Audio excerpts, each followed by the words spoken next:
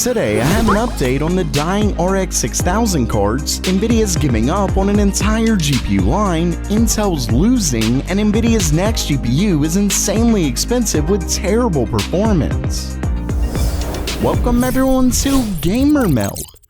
First up for today, I have a follow-up to the recent story I covered about a German repair shop getting an influx of RX 6000 GPUs needing repair. The weird part was that many of the cards had the same issue. The GPU itself was cracked. After going through a survey he got from the users, he found that they were all running the same driver. Well, in a follow-up to the video by the German repair shop, we found out one new thing that they all had in common. Most of them seem to have been bought from the same seller, who he thinks used the cards to mine. Not only that, but he believes they were around a lot of moisture. Maybe it's where they were stored, or we've actually seen some miners even pressure washing their GPUs to make them look new. And he did claim that these cards looked quite new, like no dust or anything. Of course, given these were dried properly, it should be fine, but I guess something went wrong here. Either way, it doesn't seem to be an issue with the driver, which would have been odd anyway because drivers can't override BIOS limits or anything like that. But at the time, that was the only thing we had to go on. Instead, this looks to be a warning for anyone thinking about buying a used GPU, or at least one that looks too clean. And if these are mining cards, the mining itself may not have killed it. Instead, it could have just been the way the miners treated them.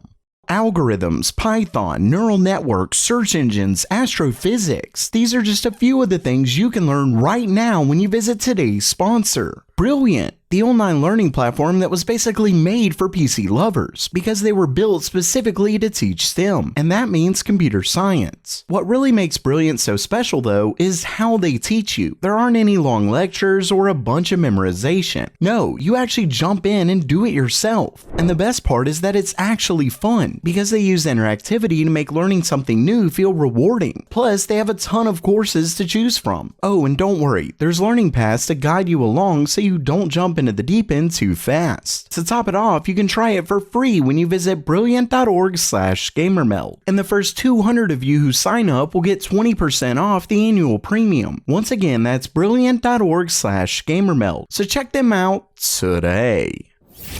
Next up for today, it looks like Nvidia is giving up on an entire line of GPUs. According to a new report by the Chinese news site IT Home, Nvidia is likely set to discontinue their MX GPU product line. For those who don't know, Nvidia's MX series of GPUs are discrete GPUs built specifically for ultra-low power laptops. The MX 570 is the most recent chip of the series based on their Ampere architecture and was launched at the end of 2021. But because Nvidia announced their next-gen mobile parts, yet nothing from the MX series was announced, it's not looking good. According to the article, it's apparently thanks to the rise of more powerful integrated GPUs. And it's pretty funny that this just came out because I covered a story in my last video about AMD's Ryzen 8000 APUs being so powerful that they'll likely destroy the GPU market. For a more current example of why Nvidia could be thinking this, take AMD's Radeon 680M, which is the iGPU for their Ryzen 6000 APUs. That integrated GPU is surprisingly close to Nvidia's MX 550 and beats everything below it. Really, the only GPU it handily loses to is the newest MX 570. And with Intel's 12th gen mobile series including more powerful integrated GPUs as well, Nvidia simply doesn't have a reason to continue. Not to mention AMD's Ryzen 7000 series was recently announced, and it has even more powerful iGPUs based on RDNA 3.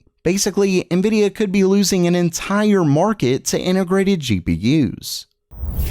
And speaking of companies losing a market, Intel is becoming closer and closer to losing their foothold over the server market. In a new report by investment firm KeyBank and reported by WCCF Tech, AMD's 4th gen EPYC Genoa is expected to move the company from their current 22% market share to a whopping 30% by the end of this year. Of course, that may not sound like much, but given just a few years ago, AMD literally had less than a 1% market share, this is a huge deal. I mean, Intel effectively had a monopoly in the x86 server space, but AMD's EPYC line has been slowly chipping away at that. And what's wild is that the server market is a very slow moving market anyway. So to gain this much since the end of 2017 is wild. And if AMD hits 30%, it means they will have surpassed their highest market share in the space ever. Of course, Intel recently announced their 4th gen Sapphire Rapids Xeon scalable chips, so they could gain some back. But according to at least one firm, AMD will continue to claim market share from Intel. And while the server space isn't all that important to gamers, it can help AMD with the funds to continue to drive competition elsewhere. No matter what, this is good news.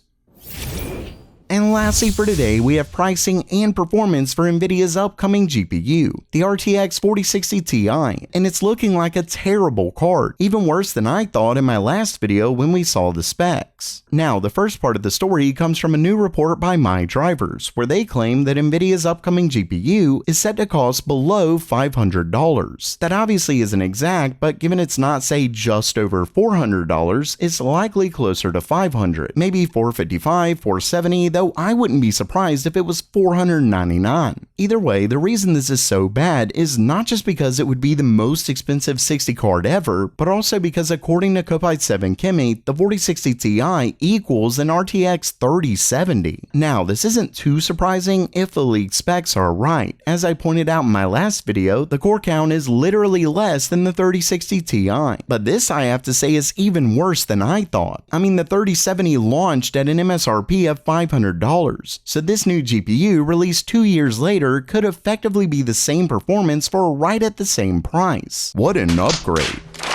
Of course, Nvidia will almost certainly point to the performance it gets with DLSS 3, claiming it gets these huge gains, but let's not forget the DLSS 3 is only supported on a few games, and it isn't native performance. So yeah, Nvidia's upcoming GPU is looking absolutely terrible on every front.